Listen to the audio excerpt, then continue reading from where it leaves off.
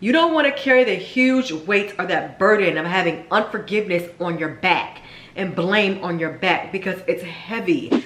Hello guys, welcome back to this channel. My name is Kiana, and in today's video we're going to be talking about the steps that I took to overcome rejection from a father or my father. My father have not been in my life since I was about the age of 13, and I have pretty much struggled with things such as being confused about who I am as a person, being confused about my purpose, lacking confidence at times, and also just sort of being confused and having a loss of direction in life. And so I think that it's important for me to share this. As I began to take these steps that I'm getting ready to share with you, I began to get the answers that I've been looking for all my life. The first thing that I did was forgave my father for not being there.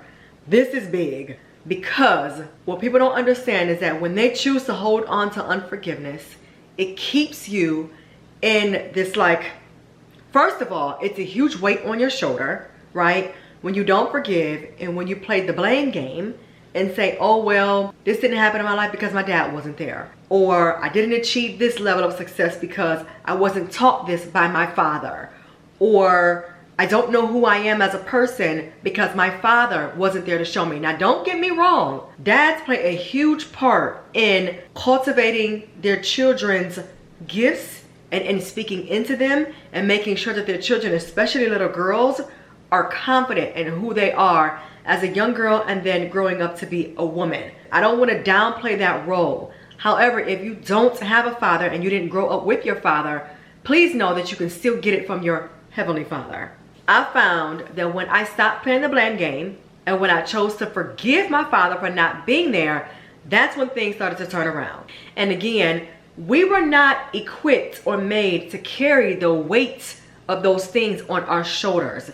Why? Because it clouds our judgment. Step 2, or the second thing that I did, was I didn't look to fill the void. And I'll take that back. Actually, I did. So I tried to fill the void by looking to external factors like a father figure, and I failed every single time. Now, really, there was only one father figure that really showed up in my life and presented to himself to be a father figure, and then we ended up like losing contact. I just learned from this experience that nobody will be able to fill the void that my Heavenly Father was made to fill. So what do I mean by that? I was looking for this external father or this father figure to speak into me, to speak life into me, to tell me I was pretty, to build me up, to help me be more self-assured, to help me be confident. I was looking to my father figure to do all of those things, and he fell short, and that's okay, because what we have to understand is that people are only human and they can only do what they know to do. I have learned to release him of those expectations and to truly look to God to fill that void. So how do I do that? I do it in worship. I do it by laying aside all of my cares, all of my worries, all of my unforgiveness that I have and that I'm working through toward my father. I do it by meditating. I do it by pouring into myself. I do it by going to counseling and working that thing out in counseling. Y'all, and EMDR counseling, to be more specific, is that thing. EMDR ain't no joke. But if anybody don't know about it, look it up. It is so powerful. Going into my next point is set proper expectations. And so this kind of couples with the previous one, which is don't look for an external factor to fill the void. The reason I say that is because when and if a father figure does come, you have to make sure that you have proper expectations for them. Again, still look to your Heavenly Father to fill that void, but just let your father figure be who he's supposed to be in your life without putting that on them. Because truth be told, they feel that. And a lot of men, especially when they're not your real father, they can feel the weight of you pulling on them to give you what they may not either want to give you or what they may not be equipped to give you. And what some men will do is they'll run from that, you know, and then you'll end up being really hurt in the long run. And you'll be like, man, why does he pull away from me? Or why doesn't, you know, he just embrace, you know, being a father figure to me?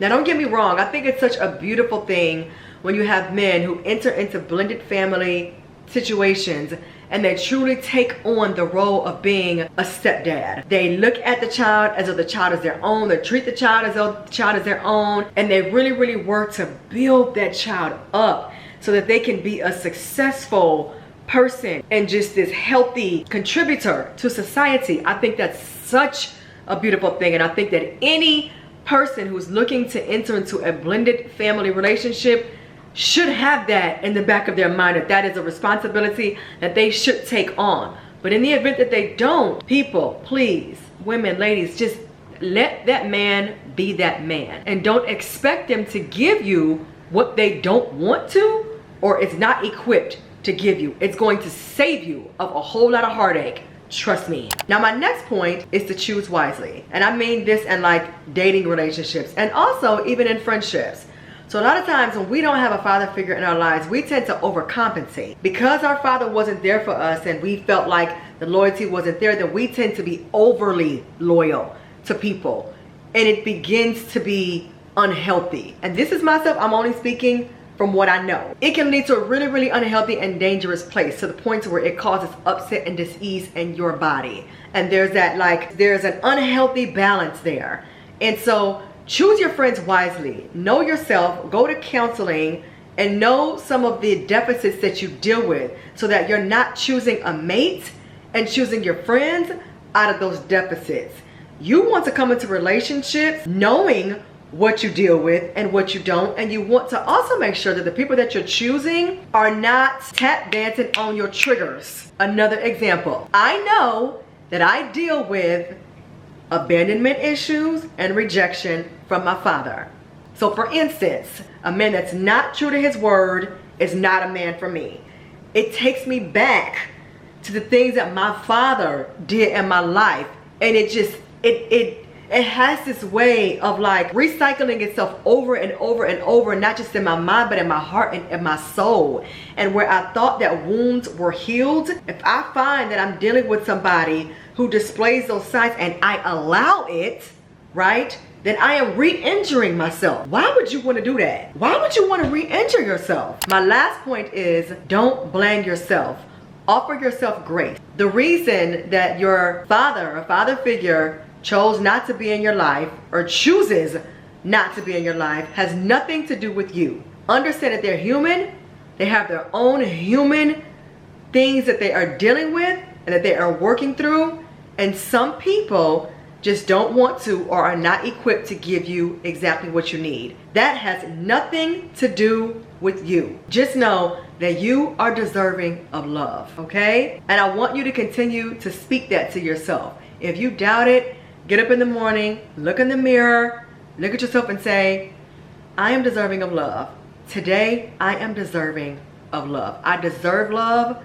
I deserve to be loved, and I deserve to love. I deserve to be in whole and healthy relationships that display love. If you don't believe it right now, say it until you believe it. And I don't care how long that takes. It can take a week. It can take months. It can take a year. But keep saying it until you believe it, I'm telling you. And then you'll begin to attract what you speak to yourself. So those are my points. Those are the things that I did to help myself overcome from rejection from my father not being there, and or my father figure who I thought was going to be there or should have been there or whatever. So anyways, if you guys have any suggestions or anything to add to this, please leave it down below in the comment section so that we can all learn from one another. And I do want to thank you all so much for joining me in this video today. Also, if you all have any suggestions on video topics, please leave them down below. Thank you guys so much for tuning in, and I'll see you in my next one. Mwah. Bye.